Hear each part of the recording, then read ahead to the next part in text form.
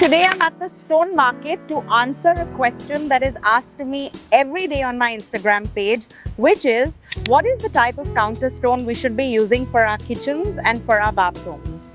So traditionally, almost every builder, even now, uses granite. Now, granite is a very hardy stone, but it's a natural stone.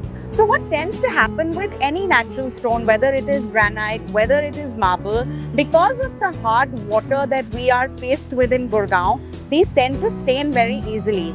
But yes, granite, marble are natural stones, and therefore the beauty of a natural stone, a man-made stone, can never take over. Here is a traditional black Indian granite. It's cheap, it's easy to mold, it gets molded beautifully. So the grain that you see on the top, when you do the rounded molding, you'll see that.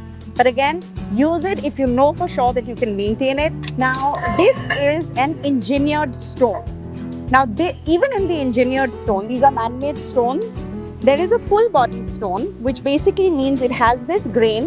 When you mold it, in a much lighter version than what's printed on the front, you can get that grain on the edging or your molding as well. You get the other type of engineered stone. Now this comes in, you can have a terrazzo finish, you can have a marble finish, and it has lots of colors. But the disadvantage is, you see the grain on the top here? The same grain is never going to come on the side. It will be a flat putty of the color of the grain. What is the popular stone?